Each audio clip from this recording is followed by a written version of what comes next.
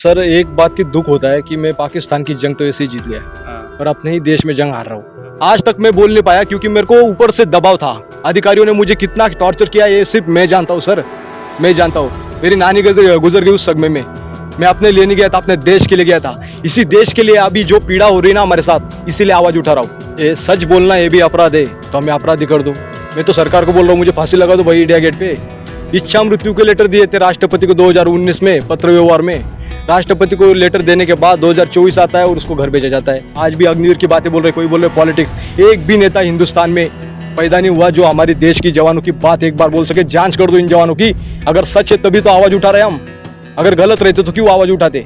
सरकार गूंग है, गुमशुदा है और मैं राजनाथ सिंह को ढूंढ रहा हूँ कहाँ है। इस्तीफा दे दे, यही चाहता हूँ अभी, इस्तीफा दे दे भाई। जब आप देश के जवानों की पीड़ा ही नहीं समझ सकते, सिर्फ राजनीति करते हो तो कोई मतलब नहीं आपका। विपक्ष पार्टी वाला भी कोई बोल नहीं चाहता है। अभी देखिए हमारे साथ चंदू सर हैं, इनसे बातचीत करेंगे। आप महाराष्ट्र से आए, आपको कई दिन हो गया है, आप भी ऐसे ही हरेंद्र सर के साथ में घूम रहे हैं, भूखे प्यासे, कई बार खाने पीने का इंतजाम क्या रहता है, कैसे मतलब पूरा सिस्टम है चल रहा? सिस्टम सर एक बात की दुख होता है कि मैं पाकिस्तान की जंग तो ऐसे ही जीत गया और अपने ही देश में जंग हार रहा हूँ। क्योंकि आज तो हम दो ही बोल रहे थे, कई लोग बोल रहे थे दो ही बंदे बोल रहे। जब सच है, सच बोलना ये भी अपराध है तो मैं अपराधी कर दूं। मैं तो सरकार को बोल रहा हूँ मुझे फांसी लगा दो भाई इंडिया गेट पे।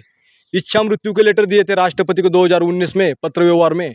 राष्ट्रपति को लेटर देने के बाद 2024 आता है और उसको घर भेजा जाता है। कुछ लोग ये कमेंट में लिख रहे थे कि आपकी जो बातें हैं वो डाउटफुल हैं। कहीं आप ये कह रहे हैं किसी वीडियो में कि मैं देश की सुरक्षा की भावना से गया था, कहीं आप कह रहे हैं कि अगर अपनी माँ के साथ खिलवाड़ हो रहा हो तो कौन सैनिक चुप रहेगा, कहीं आप कह रहे हैं कि पुलवामा अटैक में गया था, कहीं आप कह रहे हैं कि उरी का जो अटैक था, माफ़ कीजिएगा पुलवामा अटैक नहीं, जो उरी अटैक हुआ था सर्जिकल स्ट्राइक, उसमें मैं गया था। तो इनकी जो बातें हैं वो एक हैं, लेकिन आपकी बातें किसी वीडियो में कुछ है, किसी वीडियो में कुछ है। तो लोग ये कमेंट कर रहे हैं कि आप खुद ही नहीं तय कर पा रहे हैं कि दरअसल में मैं किस लिए गया था अंदर पाकिस्तान, मतलब जो यहाँ से सीमा भारत की क्रॉस करके पाकिस्तान की सीमा में, आप खुद ही नहीं तय कर पा रहे वो हैं। तो बता दिया, पीएम साहब ने बताया नहीं।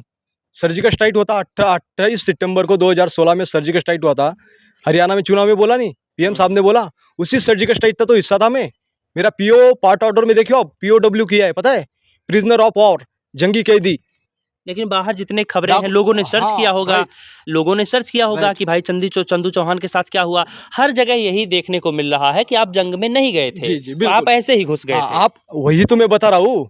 AK-47 राइफल, 180 राउंड, ये देखो पीएम साहब। 28 सितंबर है, क्या बोल रहे हैं? साल 2016 में आज की रात, 28 सितंबर की रात सर्जिकल स्ट्राइक हुई थी। ठीक, और उसी टाइम ये कैसे माना जाए कि उस स्ट्राइक में ही आप गए थे, उसके पहले या उसके बाद नहीं गए थे? ये डाउट है लोगों का। ये कोई नहीं डिनाई कर रहा कि आप उस स्ट्राइक का हिस्सा नहीं थे, लेकिन जब आप पाक सीमा में घुसे तो ये कैसे हो सकता है उसके बाद में गए हों आप? तो वही तो बोल रहा हूँ। 29 सितंबर को पाकिस्तान ने ट्वीट किया सर्जिकल स्ट्राइक का, एक जवान को पकड़ा करके। 28 की रात को सर्जिकल स्ट्राइक हो रहा है। कैसे हुआ आपको पता है ये चीजें? आज तक मैं बोल नहीं पाया क्योंकि मेरे को ऊपर से दबाव था। अधिकारियों ने मुझे कितना टॉर्चर किया ये सिर्फ मैं जानता हूँ सर, मैं जानता हूँ। मेरी नानी गुजर गई उस सदमे में। मैं अपने लिए नहीं गया था, अपने देश के लिए गया था। इसी देश के लिए अभी जो पीड़ा हो रही है ना हमारे साथ, इसीलिए आवाज उठा रहा हूँ। अगर सच बोलना अपराध है तो आज भी बोल रहा हूँ मैं, मुझे खुशी खुशी फांसी लगा दो। ठीक है, यहाँ से एक बात की पुष्टि हो रही है जो ये बता रहे हैं कि 28 की रात को स्ट्राइक होती है, जाते हैं और 29 तारीख को एक ट्वीट किया जाता है पाकिस्तान की तरफ से कि एक सैनिक जो है वो हमने पकड़ लिया है। उसी लिए जिंदा बचा मैं। लेकिन भारत सरकार ने ये क्यों नहीं माना? भारत सरकार क्यों मानेगी? अपने देश की सुरक्षा इंपॉर्टेंट होती है। अगर पाकिस्तान वहां से डीआई कर रहा है, वो बता रहा है कि स्ट्राइक नहीं हुई है, सब कुछ अच्छा है। तो फिर यहाँ पे अपोजिशन पार्टी हंगामा कर रही है। कोई भी देश क्या सोचता है, और मैंने वही सोचा, अपने देश के लिए सोचा, पर मेरे लिए क्या सोचा किसी ने? अच्छा, कहते हैं जब पाकिस्तान वाले पकड़ते हैं वहाँ के जो आर्मी के लोग हैं तो नाखून निकाल देते हैं, तो ये कील घुसा देते हैं। ये देखो, ये चटके चुटके क्या है लगा हुआ? ये क्या किया? ये क्या है इधर, क्या है, क्या है? अच्छा, वही तो हम पाकिस्तान में किस तरह से प्रताड़ित किया था पाकिस्तान में, आपको कितना टॉर्चर किया था? ड्रग्स, इंजेक्शन, दिन रात की बातें पता नहीं चला। मैं अभी शब्दों में बयान नहीं करूंगा। मैं ऑलरेडी बहुत डिस्टर्ब कर दिया है मुझे अधिकारियों ने। उसके बाद यहाँ से आने के मैं थक गए हूँ बता के, पर अभी मेरे से बात करने का दिल नहीं हो रहा है क्योंकि आज पाकिस्तान में मैंने कैद काटी है। कोई एमएलए विधायक होगा ना तो जाके दिखाए। आज भी अग्निवीर की बातें बोल रहे, कोई बोल रहे पॉलिटिक्स। एक भी नेता हिंदुस्तान में पैदा नहीं हुआ जो हमारी देश की जवानों की बात एक बार बोल सके। जांच कर दो इन जवानों की, अगर सच है तभी तो आवाज उठा रहे हम, अगर गलत रहते तो क्यों आवाज उठाते। आतंकवादी तो है नहीं इस लेकिन देश में। लोगों को कहीं न कहीं आप भरोसे में नहीं ले पा रहे हैं, आपके पीछे 2-4 लोग और खड़े होने चाहिए, आपके समर्थन सर में आने वही तो चाहिए, आप जगह-जगह घूम रहे वही तो हैं। बोल रहा हूँ, जो आवाज उठाएगा सेना में वो सीधा नौकरी से उसको कई नहीं अलग सर, थलग कर समर्थन देंगे। देखो मैं हाँ। आपको स्पष्ट कर देना चाहता हूँ, जो आप समर्थन की बात कर रहे हैं, समर्थन किसका चाहिए? समर्थन हमारे हिंदुस्तान के लोगों का इतना अच्छा समर्थन पिछली वीडियो पे आपने देखा होगा कि हाँ। कितना लोगों ने प्यार दिया और कितनी चीज़ें वायरल हुई। लेकिन उसमें थोड़ा-सा गुमराह करने वाली चीज़ें आ गई थी, बोला चाइना बॉर्डर का। हुँ, लेकिन उसपे एडीजीपीआई ने रिप्लाई दिया है। हुँ। तो अब इससे अच्छा समर्थन क्या चाहिए? हमें तो अपने पब्लिक का, लेकिन फिर भी मैं अभी थोड़ा-सा कम समर्थन आपके हिसाब से सच में मेरे को भी लग रहा है कि अगर हम तिरंगे में लिपट कर जब आते हैं, जब हम तो तिरंगे पूरा में कंधे लिपट पे करके उठाते आते ले हैं, हाँ। तो कंधे पे पूरा ऐसे उठा होता, वहाँ पे जगह नहीं होती, तब देखते हैं हम। हुँ। लेकिन आज हम वही वर्दी, वही सब कुछ, वही जिसमें सिर्फ सांसें चल रही हैं सर, तब आज हमारे आस-पास हम इतने दिन से भटक रहे हैं। सच में शायद हमारे साथ एक कोई बताओ कंधे सर, से एक कंधा बताओ, देखिए, मैं आपकी एक बातों पर एक ना बार जब बताता मैं हूँ सर, कंप्लीट कर प्लीज लूँ। एक मिनट। हाँ, ठीक है। जब मुझे फांसी लगा देंगे या मेरे परिवार का, मैं 15 महीने का बच्चे को मार डालूंगा गला घोट के, मेरी पत्नी को भी मार डालूंगा और मैं भी मर जाऊंगा, तब सरकार बोलेगी ठीक है अभी इसकी जांच कर लो, अपने देश के लिए बदला ले जाना। और अपनी जो सर्जिकल स्ट्राइक की बड़ी बड़ी इसमें यहाँ पे जो राजनीति चल रही है, रक्षा मंत्री जी वहां से ट्वीट कर रहे हैं कि अग्निवीर को हम कर रहे हैं, उनका बच्चा गया है अग्निवीर में। तो जो क्या अब आप मरने और मारने पर उतारू हो गए हैं? क्या इतने बुज़दिल हैं कि आप हार गए हैं? बुजदिल नहीं रहा, बुजदिल रहता तो मैं पाकिस्तान में भाग के आता, इधर इंडिया में भाग जाता मैं लड़ाई में। मैं लड़ाई में भागा नहीं, अपने देश के लिए किया है मैंने जो किया है। 180 राउंड लेके पाकिस्तान में जाके दिखाए कोई मायकलाल होगा तो। आज मैंने जो सजा काटी ना, वो अभी मैं शब्दों में बयान नहीं करूंगा सर। ठीक है, ये पिछली बातें हो गई। आप पिछले काफ़ी समय से लखनऊ में और ख़ास करके उत्तर प्रदेश में आप जगह-जगह दूसरे अन्य आज जिलों में जा रहे हैं, आज घूम आपको रहे हैं। और एक चीज बता क्या रहा चीज़ हूँ, रहा, हमारे कैसा? रीढ़ की हड्डी माने जाने वाले हुँ। यशु साहब, आज कोई नहीं आता है, अपनी अपनी नौकरी करता है, 35,000 पेंशन ले रहे, फिर भी आवाज उठा रहे। 35,000 पेंशन ले रहे फिर भी आवाज उठा रहे, क्यों? क्योंकि वो देश की सुरक्षा चाहते। जिस तरह आतंकवादी हमला अंदर घुस रहे थे, जब यशु साहब ने आवाज उठाई, और देखिए आज हालत, उनका आवाज दबाया जा रहा है, फिर भी आप पेंशन अपना मिल रही। बताइए, उनसे हम बात कर लेंगे। अभी आपका कैसे चल रहा है? 7, 8, 10 दिन, 15-20 दिन जो भी कुछ आपको नहीं। हुए, क्या लगा कि कुछ हाथ आएगा, कुछ हासिल होगा या फिर यूँ ही ऐसे ही वक़्त जाया करेंगे? ये सरकार गूंग है, गुमशुदा है, और मैं राजनाथ सिंह को ढूंढ रहा हूँ, कहाँ है, इस्तीफा दे दे।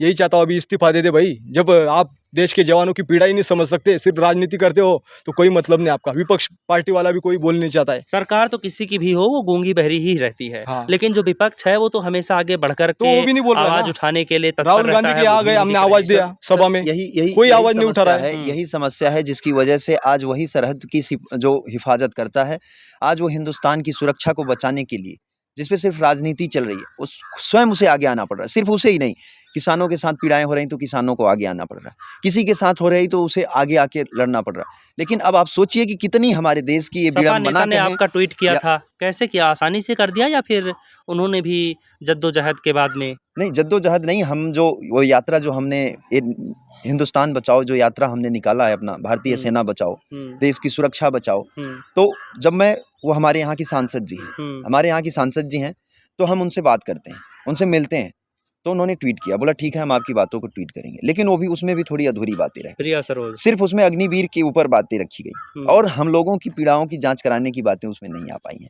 लेकिन उन्होंने आश्वासन दिलाया मतलब था कि हम उन्होंने ऐसे काम किया कि सांप भी मर जाए और लाठी भी बच हाँ, जाए। अभी एक और आश्वासन ये आगे का दिलाया था कि पार्लियामेंट में हम इस मुद्दे को उठाएँगे, आप लोगों की पीड़ा को पार्लियामेंट में उठाएँगे। अब पार्लियामेंट कब बैठेगा, कब चलेगा सत्र, कब उठेगा, अब वो भी राम जब भरोसे है। ट्वीट करने में इतना फ़िल्टर लगा दिया उन्होंने, नहीं, तो पार्लियामेंट तक ट्वीट तो उसी दिन जिस दिन मिले थे हम लोग उस दिन उन्होंने हाँ, कर लेकिन दिया था। आपकी जो माँगे हैं, जो आपने हाँ, लिखा यही हुआ है है, कि पूरी वो तो चीज़ें फ़िल्टर कर दिया ना हाँ, उन्होंने सीधे। ये चीज़ें लगी थी हमारे साथ, लेकिन जो ट्वीट था उनका मैंने पढ़ा था बाद में, और तो उनके मुखिया केवल अखिलेश सिर्फ यादव, उनके बारे में क्या कहेंगे? अब ये हम कैसे कहें सर? अगर मुखिया जी से भी तो मिले थे, हाँ, मुखिया जी से भी मिले वो थे, तो एक ट्वीट तक नहीं किए। बोले थे कि हम बिल्कुल देश के जवानों के साथ हैं। चंदू जी बहुत तारीफ़ कर रहे थे अखिलेश यादव की आप, बड़ी गर्मजोशी से मिले, अभी क्या सोचते हैं नहीं, अखिलेश यादव उन्होंने के बारे ट्वीट में? नहीं किया हमारे बारे में। ट्वीट करना चाहिए था, मुझे आशा थी, पर उन्होंने बोला, जब मिले तब बहुत अच्छी बात की थी। उन्होंने बोला सर हम बताइए क्या करेंगे आपके देश के लिए, कुछ करना चाहते जवानों के लिए जो करेंगे। उन्होंने फोटो खिंचा, बाइट ली, पर ट्वीट नहीं कर पाए। हाँ। पर ऐसे ही तमाम नेताओं को मिले, कोई भी हिंदुस्तान में एक भी नेता बोल नहीं रहा है। इसलिए हम अभी महाराष्ट्र की जा रहे हैं, महाराष्ट्र में हर नेता को पूछने, जहाँ राजनीति चमकाते जवानों के नाम पे, वही जवान आज हिंदुस्तान को बचाने के लिए, हिंदुस्तान की सुरक्षा बचाने के लिए आवाज उठा दिया है और मैं लड़ूंगा। चलिए बहुत बहुत धन्यवाद। तो देखिए सभी नेताओं से मिल रहे हैं, लेकिन कहते हैं ना कि नेता बनने का जो सबसे पहला गुण होता है वो झूठ इतना सफ़ेद बोलो कि सामने वाले को पता ना चले। जब भी ये मिलते हैं किसी भी नेता से तो वो इतनी गर्मजोशी से मिलते हैं और ऐसे लगता है लोगों को कि बस शायद यही वो नेता है जो हमारी आवाज़ को बुलंद करेंगे। लेकिन समय बीतता है, 1 दिन 2 दिन 5 दिन 10 दिन और कोई भी खबर देखने को नहीं मिलती है कि उन नेता ने इनके बारे में कहीं जिक्र तक भी किया। शायद उनके लिए वो एक बुरे सपने की तरह होता है कि इनसे मिलते हैं और भूल जाते हैं। फिलहाल इन दोनों के बारे में आपने सुन ही लिया क्या कुछ कहते हैं। अब हम बात करेंगे बाकी के जो हमारे दोस्त सर हैं उनसे। ये देखने को मिलेगा आपको अगली वीडियो में।